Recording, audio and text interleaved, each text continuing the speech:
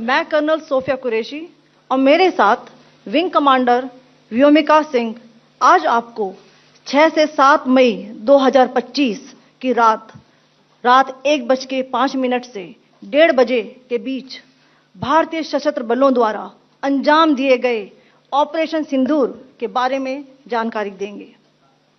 Operation सिंदूर 22 अप्रैल को पहलगाम में हुए विभत्स आतंकवादी हमले के शिकार मासूम नागरिकों व उनके परिवारों को न्याय देने के लिए लॉन्च किया गया था।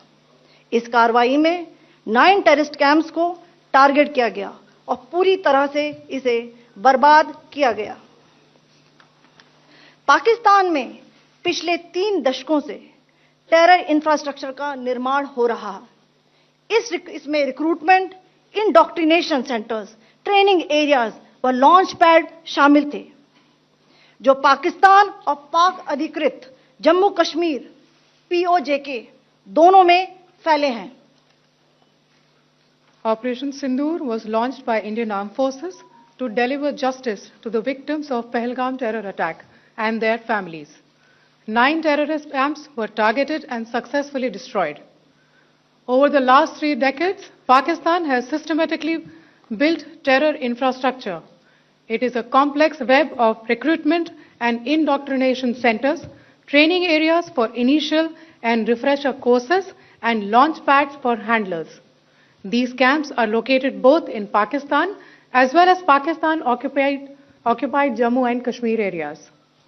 Some of the well-known training camps are located, as you can see on the screen.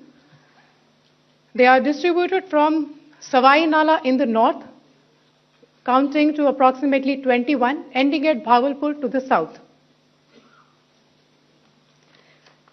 इन लक्ष्यों का चयन विश्वसनीय इंटेलिजेंस सूचनाओं के आधार पर हुआ ताकि आतंक गतिविधियों की रीढ़ तोड़ी जा सके, और यह खास ध्यान दिया गया कि निर्दोष नागरिकों और सिविलियन इंस्टॉलेशन को नुकसान न पहुंचे। The selection of these targets for Operation Sindoor was based on credible intelligence inputs and role of these facilities in perpetrating the terror activities. The locations were so selected to avoid damage to civilian infrastructures and loss of any civilian lives. मैं आपको बताना चाहूंगी, सबसे पहले सवाई नाला camp Muzaffarabad, जो कि POJK के लाइन ऑफ कंट्रोल से 30 किलोमीटर दूर है। यह एक लश्कर-ए-तौयबा का ट्रेनिंग सेंटर था।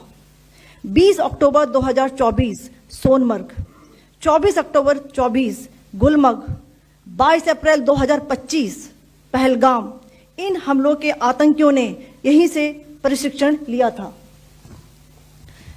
सैयदना बिलाल कैंप मुजफ्फराबाद, यह एक जैश-ए-मोहम्मद का स्टेजिंग एरिया है। यह हथियार, विस्फोटक और जंगल सर्वाइवल ट्रेनिंग का केंद्र भी था। गुलपुर कैंप कोटली, यह LOC से 30 किलोमीटर दूर था। लश्कर-ए-तौयबा का बेस था, जो रजौरी, पुंछ में सक्रिय था। 20 अप्रैल 2023 को पुंछ में और 9 जून 2024 को तीर्थ यात्रियों के बस हमले में यहीं से आतंकी को ट्रेन किया गया था।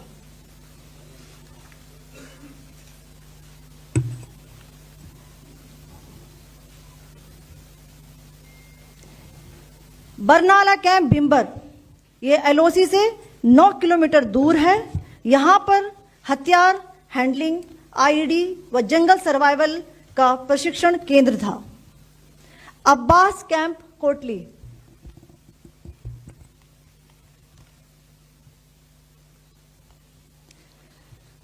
यह LOC से 13 किलोमीटर दूर है। लश्कर-ए-तौयबा का फिदाइन यहां तैयार होता था। इसकी कैपेसिटी 15 टेररिस्ट को ट्रेन करने की थी।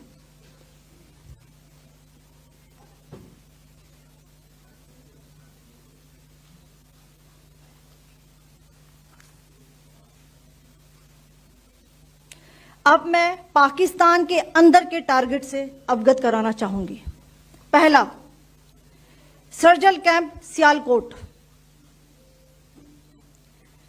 यह अंतर्राष्ट्रीय सीमा से 6 किलोमीटर की दूरी पर है, सांबा कठुआ के सामने।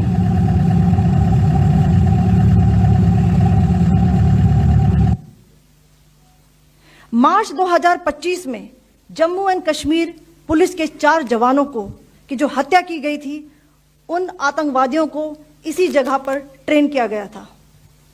दूसरा, महमूना जाया कैंप सियालकोट, यह 18 से 12 किलोमीटर आईबी से दूर था।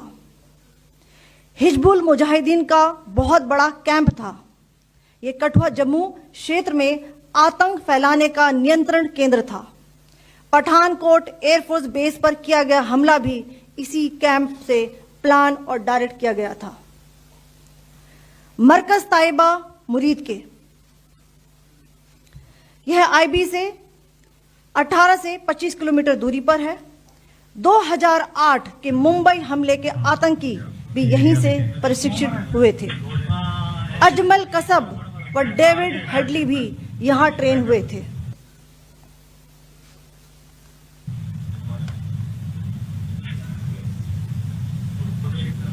आगे दूसरा आया।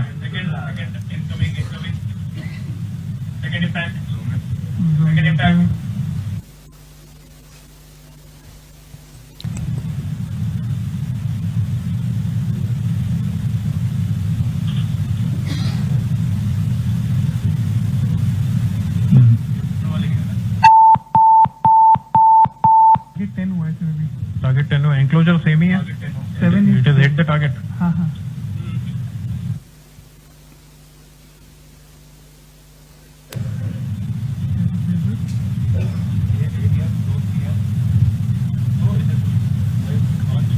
आ गया सर, इम्पैक्ट।